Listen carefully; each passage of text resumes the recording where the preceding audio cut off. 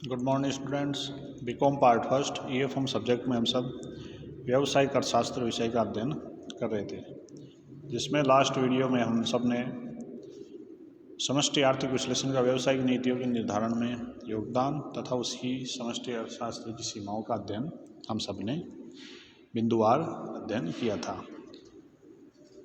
अब समष्टि और व्यष्टि अर्थशास्त्र का क्षेत्र वो क्या है, उनके क्या महत्व है, इन सब के बारे में समझने के बाद में हम सब आज के इस वीडियो में जो आप स्क्रीन पर देख रहे हो, व्यष्टि एवं समष्टि अर्थशास्त्र में आपस में क्या संबंध है तथा इनमें अंतर क्या है, तथा व्यावसायिक अर्थशास्त्र क्या व्यष्टि अर्थशास्त्र है या समष्टि या दोनों, या तो उसके बारे में विस्तार से चर्चा करेंगे। सबसे पहले अपन व्यष्टि एवं समष्टि अर्थशास्त्र में संबंध यानी relation between micro and macro economics. अर्थशास्त्र के अध्ययन के लिए हम सब यह मानते हैं कि व्यष्टि और जो समष्टि की दोनों शाखाएं हैं, उनका आर्थिक विश्लेषण में काफ़ी महत्व है। ये दोनों एक दूसरे के प्रतियोगी नहीं बल्कि एक दूसरे के पूरक है।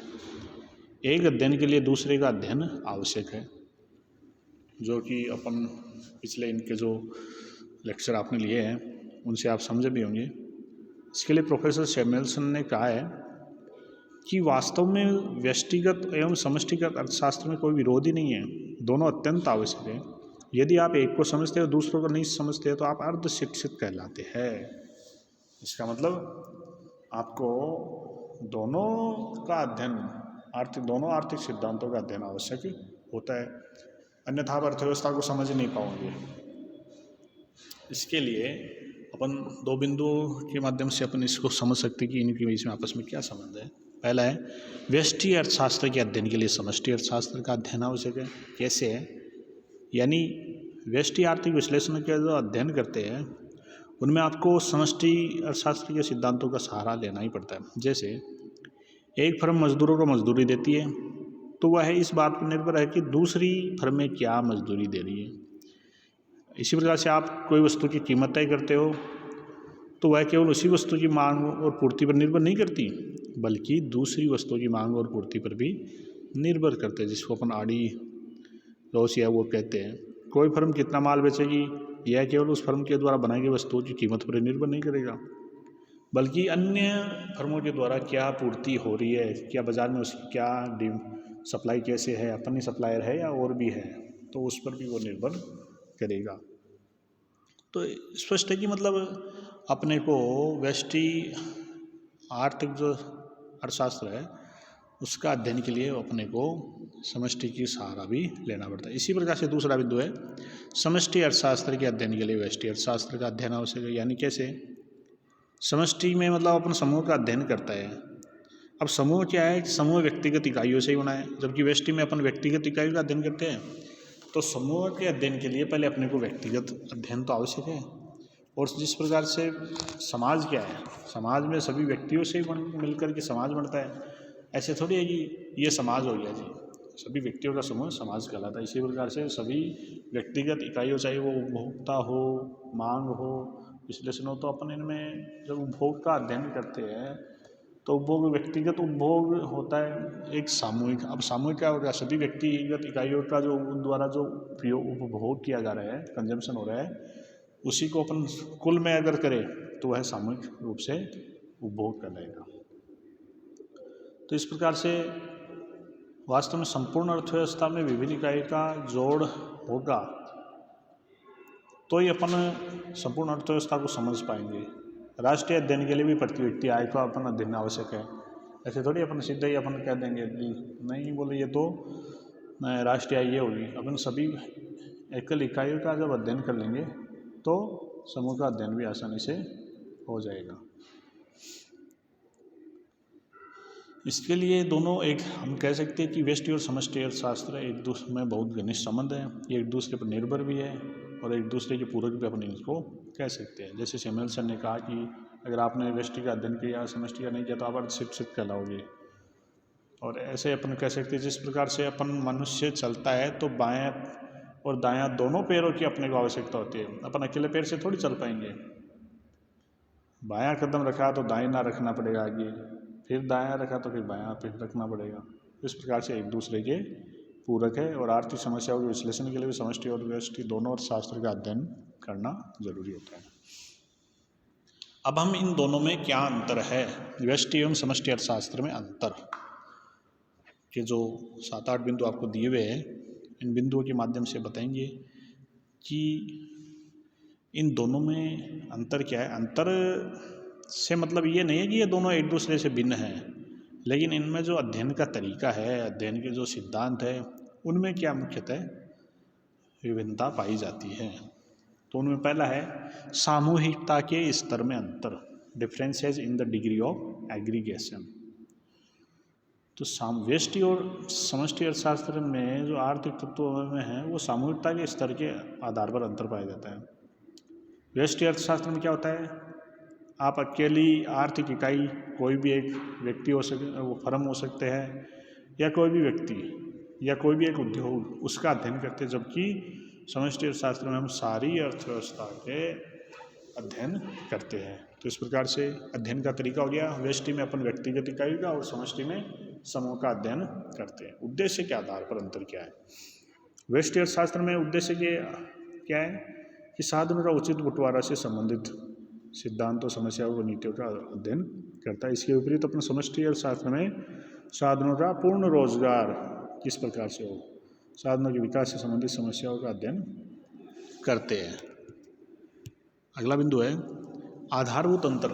जो इसमें क्या है इन दोनों में, इसके लिए आधारभूत अंतर है जो प्रोफेसर जी थिमैया ने बताया है कि व्यष्टि अर्थशास्त्र की समस्याओं का मुख्य निर्धारक कीमत होता है, जबकि समष्टि अर्थशास्त्र की समस्याओं का मुख्य निर्धारक आय होता है।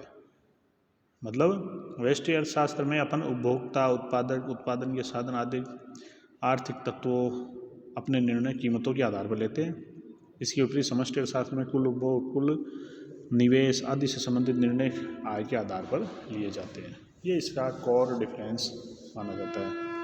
अगला बिंदु है अध्ययन का तरीका, मेथड्स ऑफ स्टडी क्या है। अपन व्यष्टि अर्थशास्त्र में क्या मान लेते हैं, अन्य बातें समान रहेगी, अदर थिंग्स बीइंग इक्वल। इसका मतलब क्या है, हम किसी भी क्रिया से संबंधित केवल महत्वपूर्ण तत्वों का अध्ययन करते हैं। जैसे मांग का नियम है अपना, उसमें हम केवल मांग और कीमत के संबंध का अध्ययन करते हैं। अब वो ताकि मांग में पर आय, उसकी रुचि, आदत, अपन ये कहते थे ना, उसकी आय में कोई परिवर्तन नहीं होगा, उसके स्वभाव रुचि में परिवर्तन नहीं होगा, आदत में परिवर्तन नहीं होगा, दूसरी वस्तु की कीमतों में परिवर्तन नहीं होगा, तो ये सब स्थिर मान लेते हैं। ये अपने अध्ययन का तरीका है। अध्ययन के इस तरीके को अपन आंशिक संतुलन विधि भी कहा जाता है। जबकि समष्टि आर्थिक विश्लेषण में बड़े बड़े महत्वपूर्ण समूह को बांट लिया जाता है, जैसे कुल मांग, कुल पूर्ति, कुल उपभोग, निवेश, और इन तत्वों की परस्पर निर्भरता का अध्ययन किया जाता है। और एक आर्थिक तत्व में परिवर्तन आने पर दूसरे का प्रभाव भी पड़ता है, जबकि उसमें स्थिर मान लिया जाता है व्यष्टि में। इसलिए इस तरीके को सामान्य संतुलन विधि भी कहा जाता है।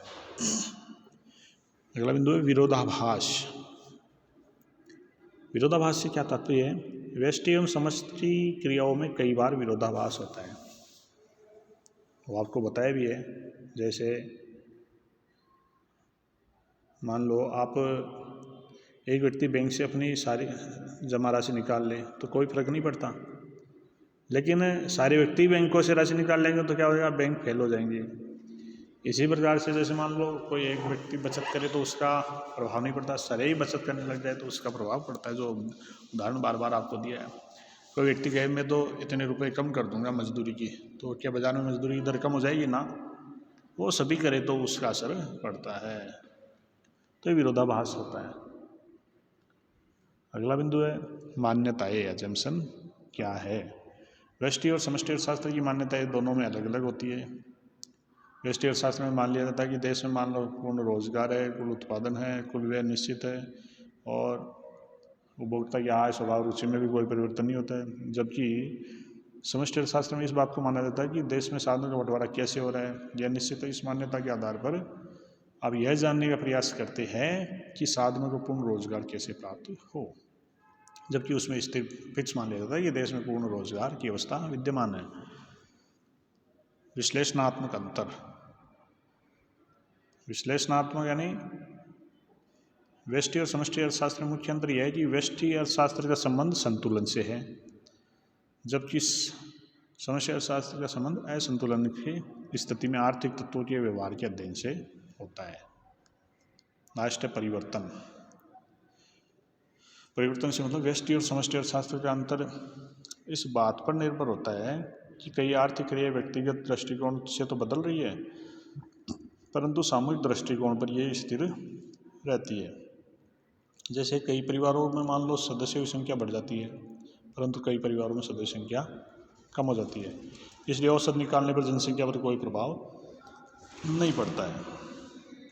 हम लास्ट में यही कह सकते हैं कि मतलब ये जो अंतर अपन ने समझे, ये अंतर केवल अध्ययन के हिसाब से है, बाकी का अंतर इनमें यह नहीं मानना चाहिए कि दोनों एक दूसरे से अलग है।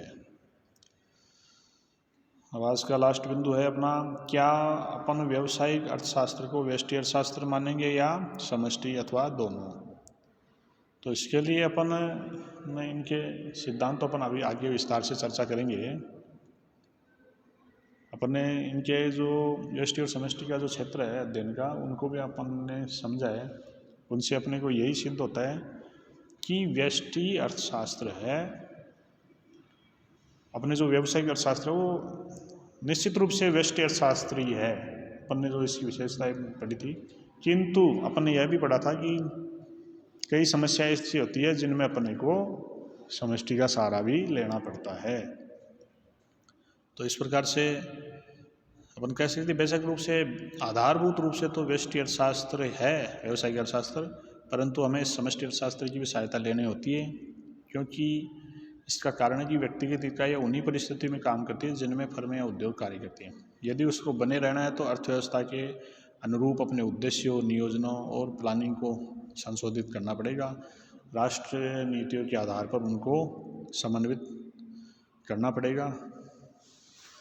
तो इस प्रकार से हमने आज की इस वीडियो के माध्यम से व्यष्टि और समष्टि अर्थशास्त्र में आपस में क्या संबंध है, इन दोनों में क्या अंतर है, तथा व्यावसायिक अर्थशास्त्र मुख्य रूप से क्या है, व्यष्टि है या समष्टि।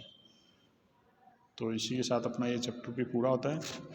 आगे के हम जो अपना थर्ड चैप्टर है मान विश्लेषण, जिसमें अपन उपयोगिता दृष्टिकोण या संख्यावाचक दृष्टिकोण जो प्रोफेसर मार्शल ने दिया वो पढ़ेंगे। फिर अपन जो संख्यावाचक के बाद में इसी का पूरा अध्ययन वीडियो के माध्यम से किया जाएगा। धन्यवाद।